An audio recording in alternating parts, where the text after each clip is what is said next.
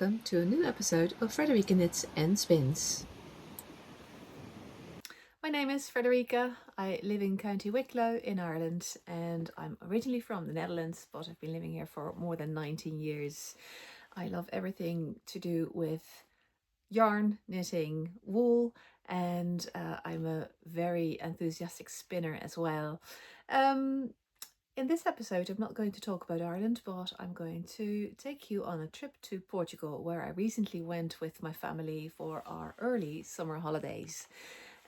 We went there at the start of June, and whilst I was not on a research trip as such, I did find out before we went where I could find some interesting wool shops, because I was interested in purchasing some lovely wool from Portugal. Let's come along and hopefully you'll get some inspiration from the shops that we visited in beautiful Lisbon and Porto. We flew into sunny Portugal. You can see the coastline here coming in from the Atlantic. And the first 2 nights we stayed in a small town called Sintra, which is about 30 minutes to the west of Lisbon. And Sintra is well known for its beautiful castles. The next day we took a train from Sintra into Lisbon, about 40 minutes on the train, and then you arrive in this beautiful station with these ceramics displaying the beautiful colours that you can see in Lisbon.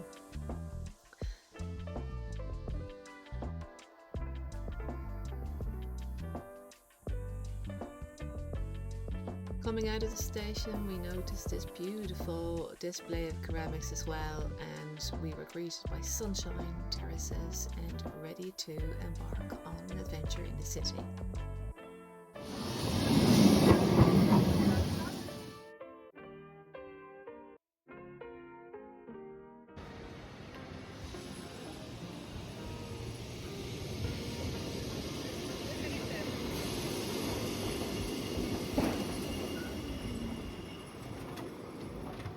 Time to visit the first wool shop, Retrosaria Rosa Pomar. I will tell you something about the designer and the ideologist behind the whole concept in a moment, but let's first have a look around this shop because it's just beautifully organized. All the yarn is displayed so nicely in these wooden cases, and they have some fabrics as well and lots of examples on display. They have lots of their storage and older tools, and let's have a look at these items in the shop window. The sheep sweater was already on my list of things to knit, but now I've seen it in the beautiful pig wool yarn, if I pronounce it correctly. I definitely want to make it. Here are some more yarn samples or design samples. These vests are absolutely amazing. You want to knit everything when you see it in real life. And this was some of the yarn that I was looking at to purchase. Now, I was successful in my purchases, and I'll show you shortly. So why was I so keen on visiting this particular shop? Well, I had done some research and I had heard about Rosa Pomar in several podcasts. She is a researcher into Portuguese wool and textile production, and in addition she is dedicated to the production of Portuguese yarns. And there are quite a few similarities to the situation here in Ireland, where we can see a revival of Irish yarn. So I was keen to know, okay, so what are these yarns that they are producing? Some of their yarns are from a single breed only. I read on their website. I don't know this all from the top of my head, but some of them are from a single breed, but they also have a lot of blends from different but Portuguese breeds. And their wools are, or their yarns are from in different qualities, and their vision is, and that's what struck me the most, you can use any yarn, any wool. The depending on what product you intend to design with it. So obviously for garments you want a softer yarn, and for maybe furniture fabrics you can use a slightly sturdier or less soft yarn. And also, what else? They are working directly with farmers and shepherds in their production. To make it as fair as possible for them. Um, there are some lovely knitting patterns that you can find on their website. I already showed you that display rail with the sheep's sweater. That's one of my favorites, but there are plenty of others that are designed by the team at Rosa Pomar. And then, yeah, they don't just have their own yarn. There are quite a few other quality yarns available. I saw, of course, the Rosarios 4. In the last picture that you saw me picking and choosing from a linen cotton blend, or two different linens that I wanted to use as for a summer top. They have Isager, they have La Bien-Aimée, Malabrigo, and what else did I see? Oh yeah, Manos de Uruguay was there as well. So there is a variety of yarns available from their shop. They do knitting courses, they do all different kinds of classes dedicated to different textiles. And so there's lots on offer, and I wish I could have stayed longer, but our trip was continuing, so I had to leave. But I'll show you what I found when I was there. This is my yarn haul, 8 balls of Pegel Hull by Rosa Pomar. The Pegel Hull is a breed-specific yarn composed of 2 different Portuguese merino blends. And this is Rosarios 4, Alfama, and that is a linen.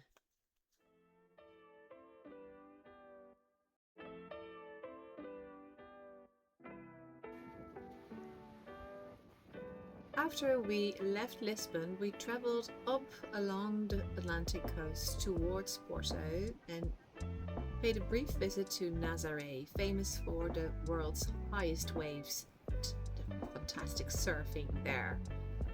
We stayed in an Airbnb not far from Porto, and I did quite a lot of knitting.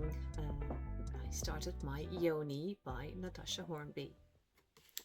Just to show you that linen, it says it here on the inside as well. It's 100% linen, and it is just a gorgeous color. It reminds me of the color in the clouds in the Atlantic. Sorry, the color in the clouds. I mean the color in the waves that are bursting onto the beach.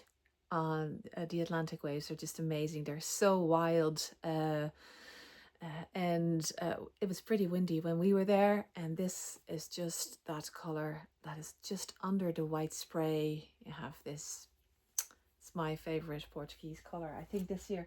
And as you probably could see, I had already swatched. The swatch is right behind me, but as soon as I bought the yarn, we got back to our Airbnb where we stayed, and I started making a swatch because before we left I had already made a game plan. I don't always prepare, but this time I came prepared. I wanted to make a summer top by Natasha Hornby, the Joni, and I have a photo of the pattern right here. It is a beautiful design, and I had only recently started knitting something else from Natasha Hornby, and that's probably why my eye fell on this design as well. It's a lovely summer top, and the linen, it's unforgiving when knitting because you see every mistake, and I'll just get it up close here. Oop. So I started knitting this whilst on holidays. At this stage I have the front and the back part pretty much. Oh, it's a little bit of a, so this is the back, and you can see it's a stockinette and garter combination, and then the front has this gorgeous lace panel in there, and I'm a third into the lace panel. A little bit further on I'll be joining for the sleeves. Sorry, this little thing, my daughter made this for me. It's always in the way. But yeah, it's a gorgeous design, and I absolutely love this lace part and the simplicity of the rest. But the shoulders are pretty cute as well. And there will be little shoulder cap then covering just the top part of your shoulder. So that's the Alfama. The Rosarios for Alfama has been put to use straight away. The first bowl of yarn, I had to wind that by hand because my daughter helped me with that because I didn't have my yarn winder with me, of course. The second one I did myself, but I should have enough in 6 skeins of them. And then the other wool that you just saw in the clip there is the Pego hull. I have no idea yet what I'm going to make with it. I just love the colours. I love the feel of it. It is feeling a bit rustic. I didn't look into that, but I think it's a woolen spun, not a worsted spun, a woolen spun. It says on the label that it blooms beautifully once it's knitted up. So I think this may go into a Stephen West shawl or in a nice Fair Isle jacquard pattern. I still have to look it up. That beautiful sheep's pattern, the sheep sweater, this is not going into that, but that will be a later project. That's still to be decided. For now, it's going into my stash to be admired and to inspire me in the next little while.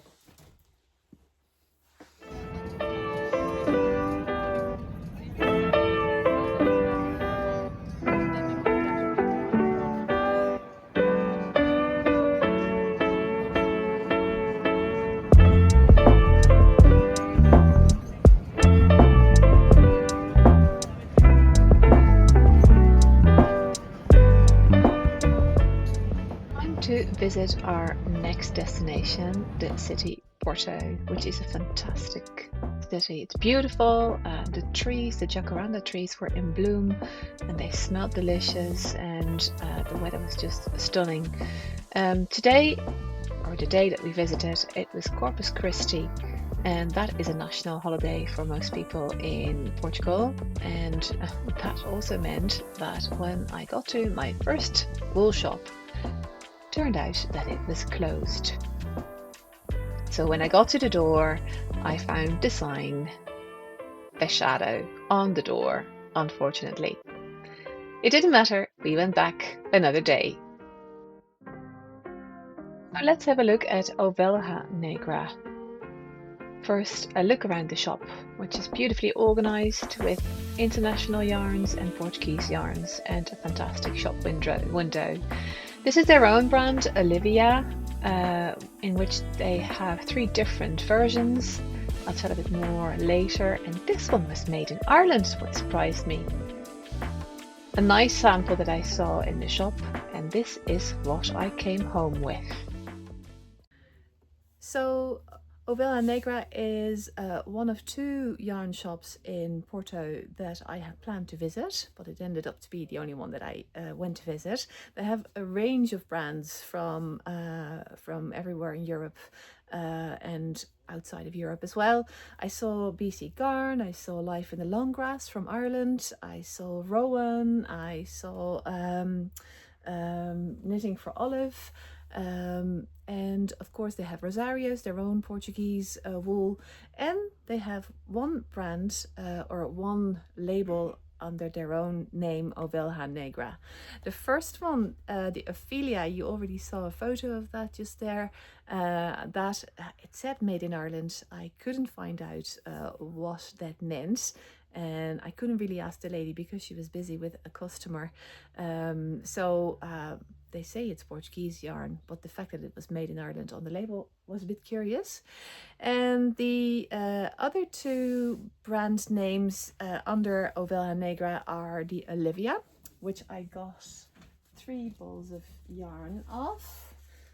This one here, a beautiful kind of wine red that is a very fine yarn. It's 50 grams, 350 meters. So that's lace weight, I'd say.